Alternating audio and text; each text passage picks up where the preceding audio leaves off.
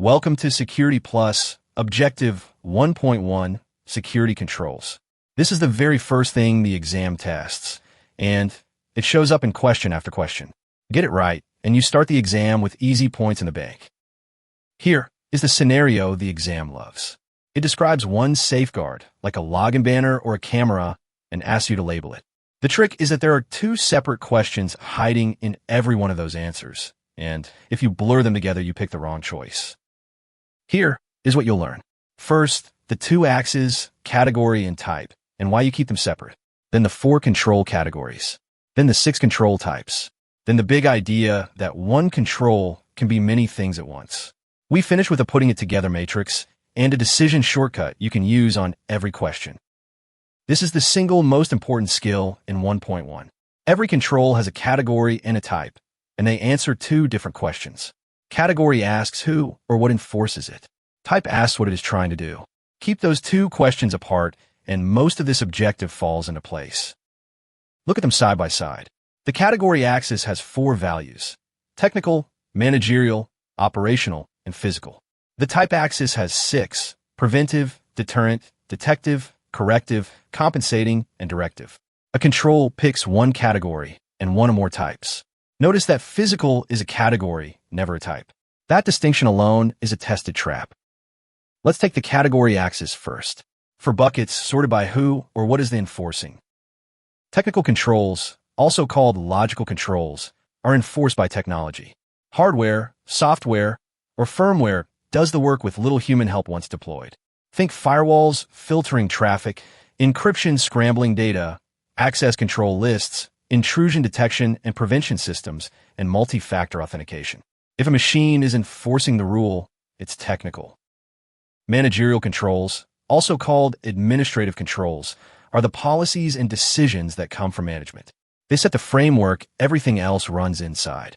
Examples are written security policies, risk assessments, the security awareness training policy, and background checks before hiring. The common thread is a document or a decision, not a device. Operational controls are the day-to-day procedures that people carry out. They are the bridge between managerial policy and technical tools. Change management, incident response, patch management, and log review all live here. So does the act of actually delivering training to employees. The signal word is people doing a procedure. Physical controls restrict physical access to facilities and hardware. Even perfect encryption fails if someone can walk up and pull the drive. Bollards and fencing, security guards, badge readers and biometric locks, surveillance cameras, and environmental controls like fire suppression and HVAC all sit here. If it acts on the physical world, it's physical. Here's the category trap the exam runs constantly. The same idea splits by who acts.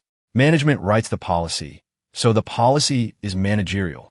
Technology enforces a rule, so that piece is technical. A person running a procedure is operational. A barrier in the world is physical. When you see a guard or a firewall rule, ask who or what is actually doing the enforcing right now. Now on the type axis, 6 values, each describing the goal of the control relative to an incident. Preventive controls stop an incident before it happens. They're your first line of defense.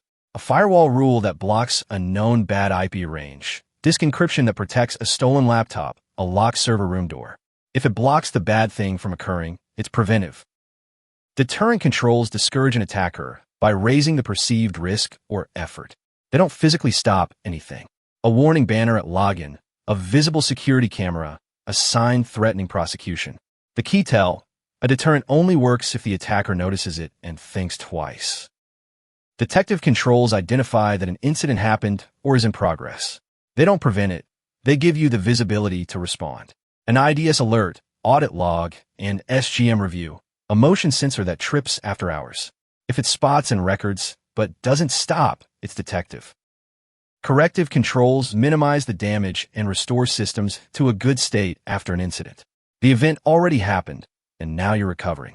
Restoring from backup after ransomware, re-imaging a compromised server, revoking a hacked account, and issuing fresh credentials.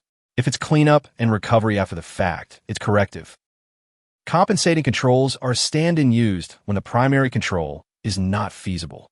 They must give roughly equivalent protection.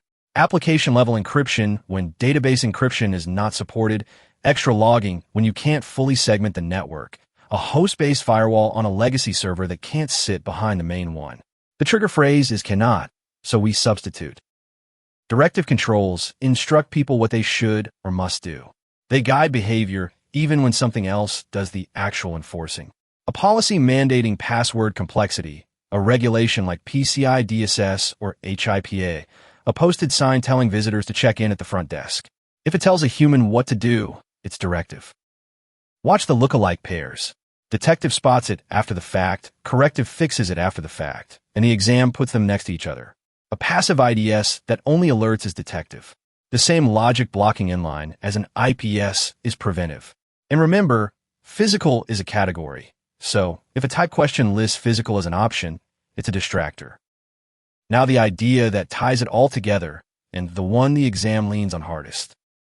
Every real control has exactly one category, but it can carry several types at once.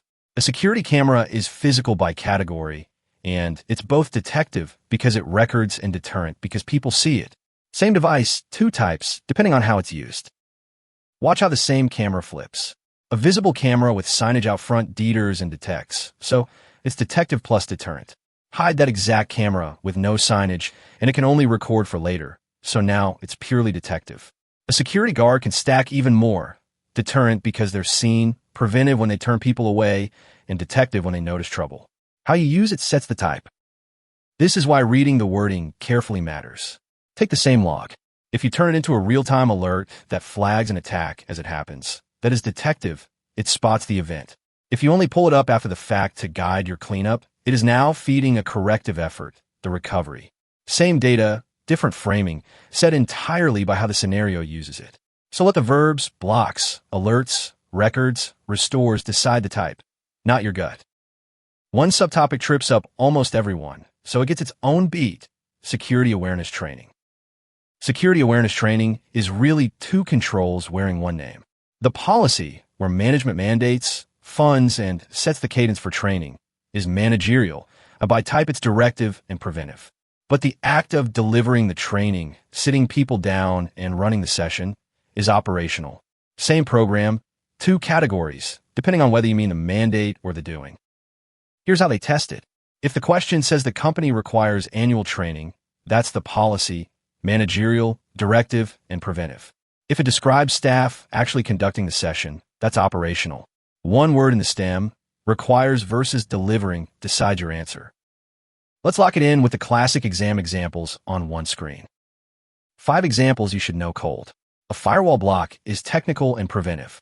A parking lot camera is physical, detective plus deterrent. A mandatory training policy is managerial, directive plus preventive.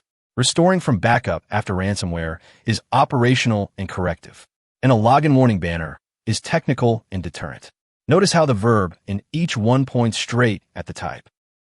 Here's the decision shortcut for any control question. Step 1. Ask who or what enforces this, and that gives you the category. Step 2. Ask what is it trying to accomplish, and that gives you the type. Step 3. Check whether more than one type fits, because cameras and guards often carry several. Run those 3 steps, and the right answer usually falls right out. 2 last gotchas the exam loves. First, mixed answer choices. A stem about a firewall rule will offer operational or managerial because a person configured it or a policy required it, but the firewall itself is technical. Second, watch the type versus category swap, like offering compensating a type on a question that asks for the category. Let's recap. Category is who or what enforces it. Technical, managerial, operational, physical. Type is what it's trying to do. Preventive, deterrent, detective, corrective, compensating, directive. One control has one category, but often several types. The training policy is managerial, while delivering it is operational. And your shortcut is 2 questions. Who enforces it, and what is it trying to do? 2 memory hooks to carry into the exam. For categories, remember tech, manage, operate, physical. For the type axis, when an incident hits, deter before, prevent before, detect during, correct after, and compensate when you just can't. Hold those, and the labels stop blurring together. That's objective 1.1. Go practice it with real exam-style questions, because labeling controls is a skill you build by reps. All of Domain 1 is free at SecPlusMastery.com with lessons, practice questions, and hands-on labs. Keep going, you've got this.